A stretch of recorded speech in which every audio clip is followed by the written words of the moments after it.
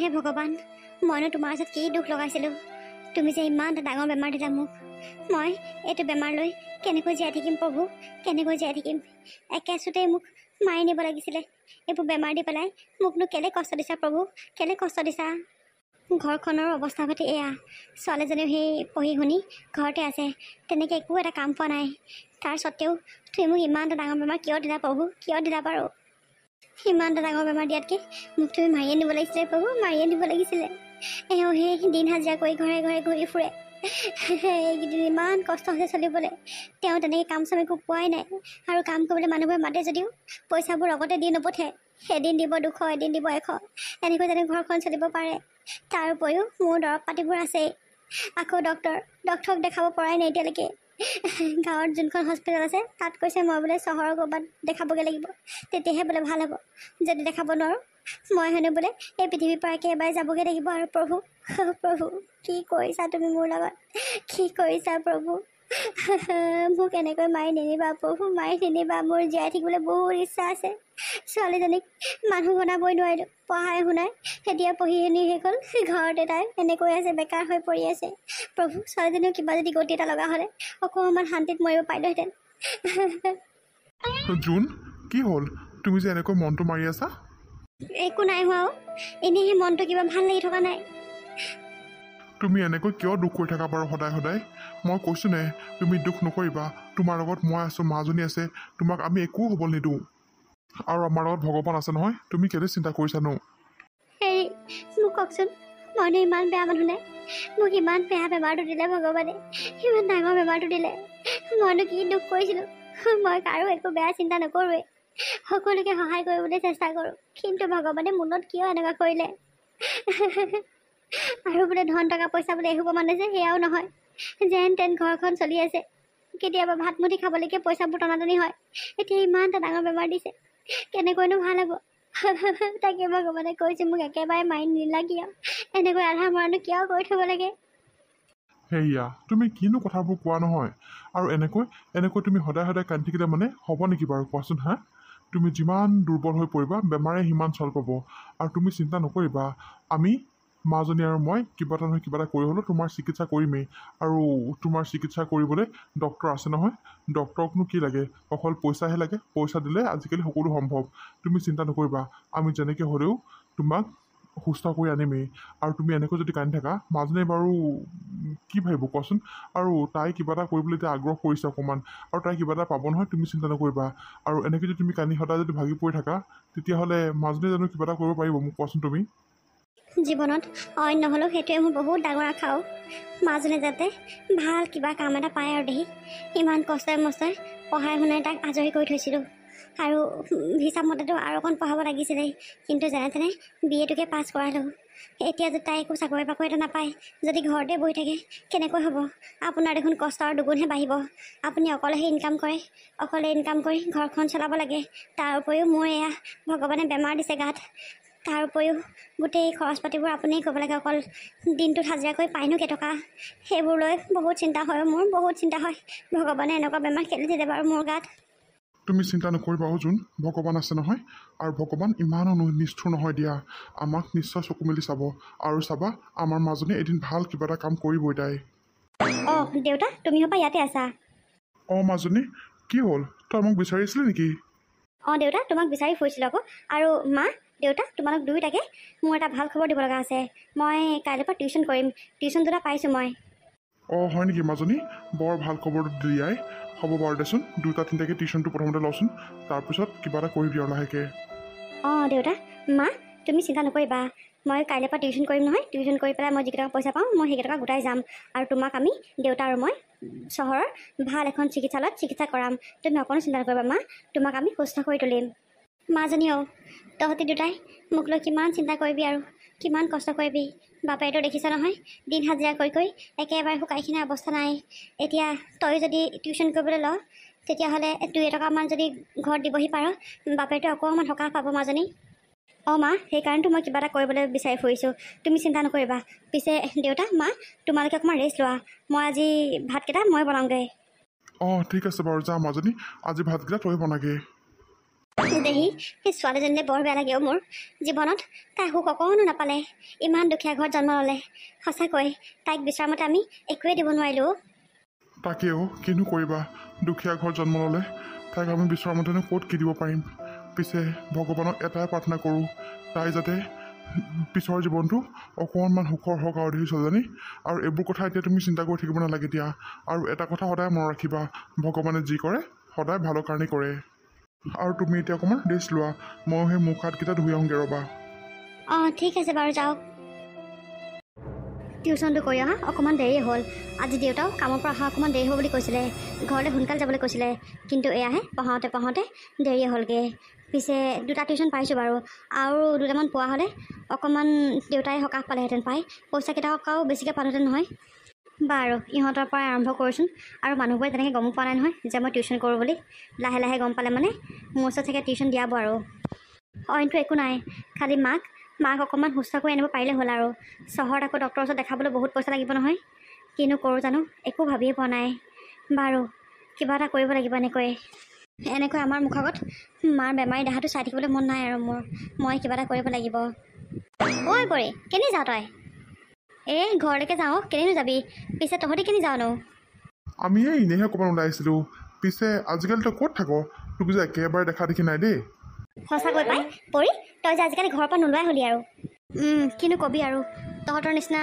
লাইফটো পোৱা হ'লে ময়ো তহঁতৰ নিচিনাকৈ বিন্দাছ ঘূৰি ফুৰিব পাৰিলোহেঁতেন কিন্তু ভগৱানে জানো সকলোকে সমানে দিলে নাই দিয়া নহয় মই তহঁতৰ নিচিনাকৈ ঘূৰি ফুৰিব নোৱাৰোঁ মোৰ জীৱনত বহুত দায়িত্ব আছে অঁ কথাবোৰ আজি এনেকৈ কিয় কৈছ কিয় কিবা হৈছে নেকি তোৰ অঁ পৰি কিবা হৈছে নেকি তোৰ এই কি কবি আৰু মোৰ দুখৰ কাহিনী কাক ক'ম কোনে শুনিব আচলতে মই BA মোৰ লাষ্ট ছেমিষ্টাৰৰ পৰাই মা ভাগৰ একেবাৰে গাটো বেয়া মানে মাৰ হাৰ্টত ব্লকেজ হৈছে সেইটো মানে আমাৰ গাঁৱৰ হস্পিটেলত ভাল নহয় সেইকাৰণে ইয়াৰ ডক্টৰে উন্নত মানৰ চিকিৎসাৰ কাৰণে মাক বাহিৰলৈ নিবলৈ আমাক কেতিয়াবাতে লিখি দিলে কিন্তু টকাৰ অভাৱৰ কাৰণে মাক নিবই পৰা নাই মা ঘৰতে আছে সেইবোৰ টেনশ্যনৰ পৰা ঘৰৰ পৰা বাহিৰলৈ দেখোন ওলাবলৈ মনে নাযায় অঁ খুৰীৰ গা কি কেতিয়াবা বেয়াই নেকি অঁ আকৌ তেতিয়াৰ পৰা মা ভাগৰ গাটো একেবাৰে বেয়া হ'ল মায়ে আজিকালি একোৱে কৰিব নোৱাৰা হ'লোঁ ঘৰৰ সমস্ত কাম ময়ে কৰোঁ আৰু দেউতাই কৰে বাৰু কিন্তু দেউতাটোলৈও বেয়া লাগেও দিনটো হাজিৰা কৰি আহি পেলাই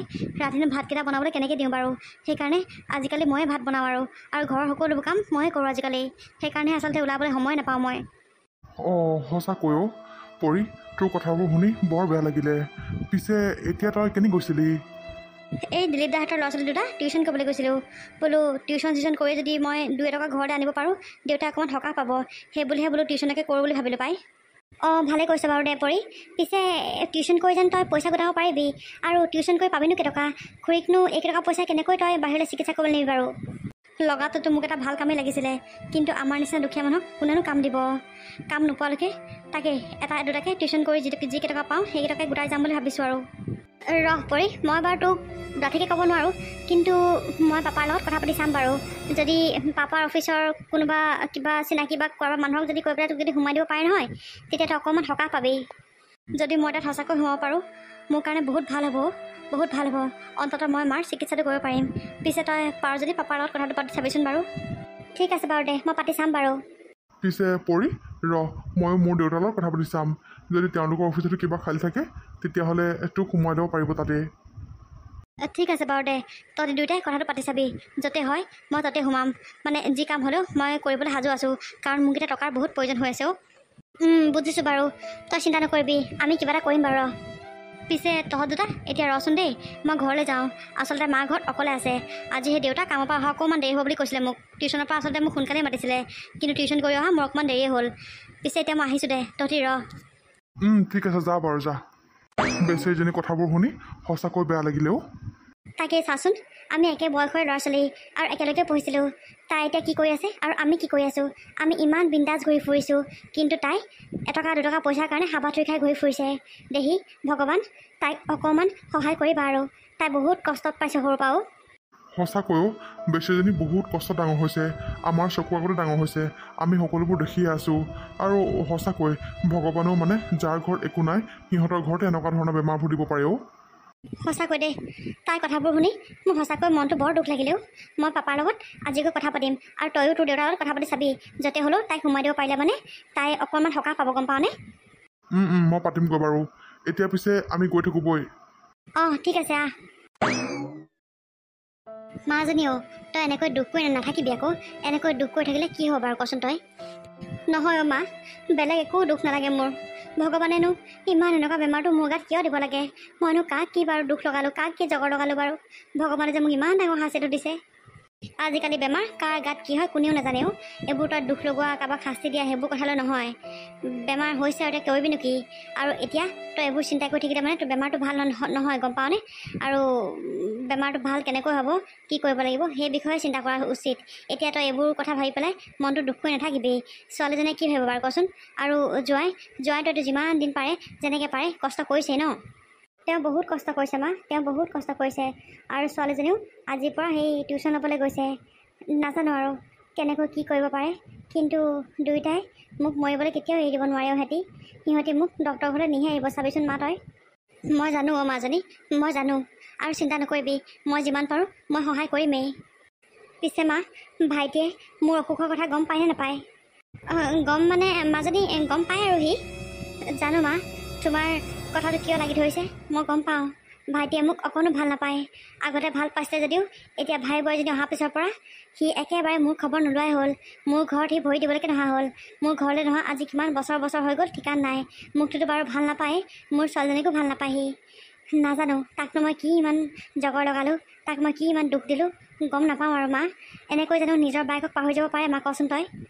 ময়ো গম নাপাওঁ মাজনী, সি কিহৰ কাৰণে তোক একেবাৰে এনেকৈ এৰি দিলে। কিন্তু সি এৰিলৈ এৰক, মই তোক কেতিয়াও এৰিব নোৱাৰোঁ, কাৰণ তই মোৰ নিজৰ পেটৰ পোৱালি হয়। সি যদি কিবা বেয়া পাইছে বা তাক যদি কিবা ঘৈণীয়েকে মনা কৰিছে সেইটো মই নাজানো। আৰু তই এইবোৰ অদৰকাৰী কথাবোৰ ভাবি থাকিবলৈ বাদ দে থ।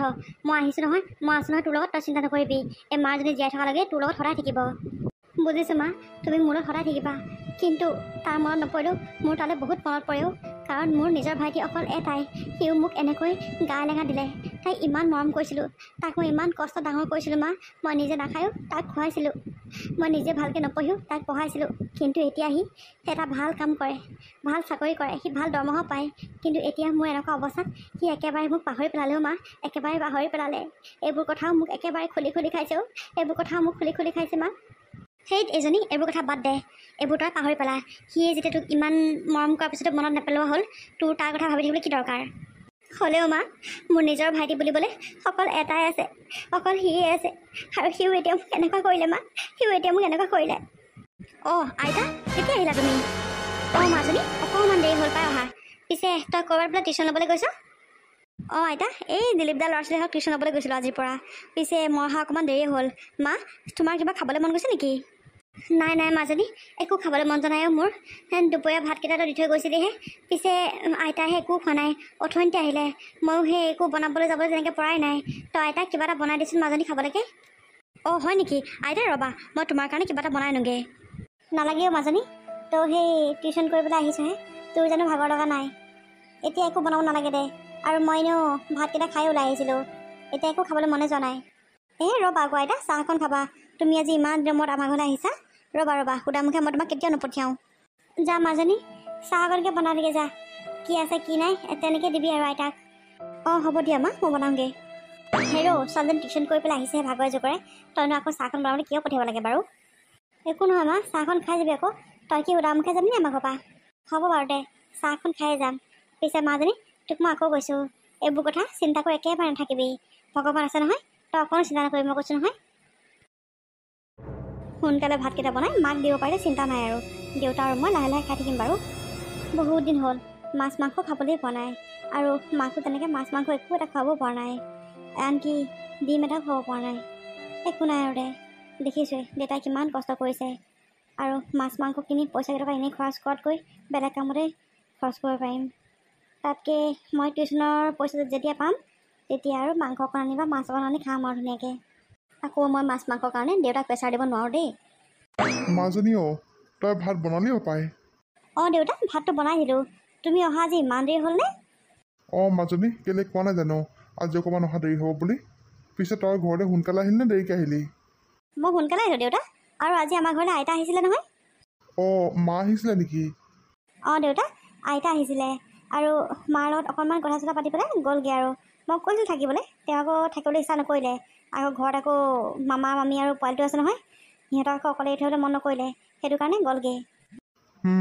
তাকে মাজনী বাৰু আহি কৰি থাকে, কিন্তু ভাইটি যে একেবাৰে সময়তে আমাৰ ঘৰত ভৰিকে দিব নহা হ'লে কিনো বেয়া পালে ক'ব নোৱাৰোঁ আৰু এতিয়া বাইকজনী গা বেয়া বুলি গম পায়ো সি এবাৰো খবৰ ল'বলৈ অহা নাই।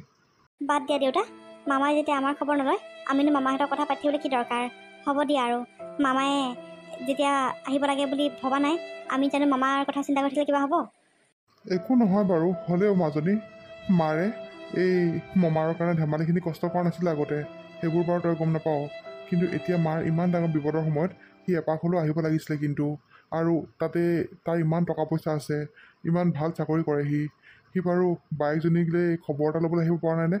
বা বাইকজনীক বাৰু পইচা পাতি দি সহায় কৰিব নালাগেই, এদিনটোতো সি খবৰ ল'বলৈ আহিব পাৰে। দেউতা, তুমি কোৱা কথাবোৰ মই বুজি পাইছোঁ, কিন্তু উপায় নাই। এতিয়া মামা আমাৰ ঘৰত নাহে, আমিনো কি কৰিম কোৱাচোন? আৰু চবৰে ইমান চিন্তা কৰিব পৰা শক্তি নাথাকে নহয় গাত। বাদ দিয়া দেউতা, যদি কোনোবাই প্ৰয়োজনীয় বুলি ভাবে তেতিয়াহ'লে আহিব, আৰু যদি নাভাবে তেতিয়াহ'লে নাহে। সিহঁতৰ কথা চিন্তা কৰি আমাৰ জানো কিবা লাভ হ'ব? সিহঁতে যেতিয়া আমাৰ কথা চিন্তা নকৰে, আমিনো সিহঁতৰ কথা চিন্তা কৰি কি দৰকাৰ? হয় বাৰু দে মাজনী, তই ঠিকেই কৈছ। পিছে দেউতা, মোৰ তোমাক কথা এটা ক'বলগীয়া আছিলে। অঁ কি কথা মাজনী, কচোন। আজি মানে টিউশ্যনৰ পৰা আহি থাকোঁতে এই ৰুবি আৰু বসন্তক লগ পালোঁ। ৰুবি আৰু বসন্তৰ দেউতাক আকৌ বৰ ভাল চাকৰি কৰা মানুহ নহয়, ডাঙৰ ডাঙৰ কিবা অফিচাৰৰ লগত হাত আছে হপায়। তাৰপৰা তেহেঁতি মোক সুধিলে ক'ৰ পৰা আহিছ। তাত মই ক'লোঁ আৰু টিউশ্যন কৰিবলৈ গৈছিলোঁ, আৰু গোটেই কথাখিনি সিহঁতি গম পায়েই মোৰ মা যে গাৰ অসুখ মানে বেয়া বুলি। তো সেইকাৰণে মানে সিহঁতক মই কৈছোঁ যদি বোলো ভাল কিবা কাম এটা পোৱা হ'লে মই সেয়াও কৰিলোঁহেঁতেন, মানে ঘৰখন নহ'লে চলিবলৈ বোলো বৰ কষ্ট হৈছে। তাকে সিহঁতি তেওঁলোকৰ দেউতাকৰ লগত কথা পাতিম বুলি কৈছে, যদি তেহেঁতৰ অফিচতে বা কিবা কাম এটা পাওঁ মোৰ কাৰণে বৰ ভাল কথা হ'ব দেউতা। তেতিয়া আমি অতি সোনকালে মাক চিকিৎসা কৰিবৰ বাবে আমি চহৰলৈ নিব পাৰিম। অঁ হয় নেকি মাজনী? যদি তাত সঁচাকৈ কিবা কাম এটা পাওঁ তেতিয়াহ'লে বৰ ভাল কথা হ'ব। সেইকাৰণে মই কৈছোঁ বাৰু কথা পাতি চাবলৈ, কি হয় আৰু সকলোবোৰ ভগৱানৰ ওপৰতে কথা আৰু দেই। সিহঁতে মোক জনাম বুলি কৈছে বাৰু অতি সোনকালে। সঁচাকৈ মাজনী, তোক জন্ম দিয়াৰ পৰা আমি অকণো সুখ দিবই নোৱাৰিলোঁ, তই বিচৰা বস্তু একো এটা দিব নোৱাৰিলোঁ। তই তেনেকেই ইমান কষ্টত পঢ়ি শুনি BA-টোকে পাছ কৰিলি, এতিয়াও সেই একেই কষ্টই পাই আছ তই মাজনী। সঁচাকৈও এনেকুৱা দুখীয়া ঘৰত জন্ম কিয় হ'লি মাজনী, তই কিয় জন্ম হ'লি? দেউতা, কিনো কথাবোৰ কোৱা নহয়, যাৰ ভাগ্যত যিটো আছে সেয়া হ'বই। ভাগ্যখন আমি মানুহে নিজে লিখা নহয়, সকলোবোৰ ভগৱানে বনাই পঠিয়াইছে। আৰু চিন্তা নকৰিবা, এতিয়া আমাৰ ইমান দুখ হৈছে, এদিন নহয় এদিন আমাৰ জীৱনলৈ সুখ আহিবই। আৰু তুমি এইবোৰ কথা চিন্তা কৰি থাকিব নালাগে। আৰু মাক বিচনাৰ পৰা উঠোৱাগৈ যোৱা, মই মাৰ কাৰণে অকণমান সোনকালে ভাতটো বনালোঁ। মায়ে ভাতটো খোৱাৰ পিছত আমি লাহে লাহে খাই থাকিম আৰু। ঠিক আছে বাৰু দে মাজনী, মই মাক উঠাই আনোগৈ, তই তেতিয়াহ'লে ভাতটো বাঢ়। অঁ যোৱা দেউতা।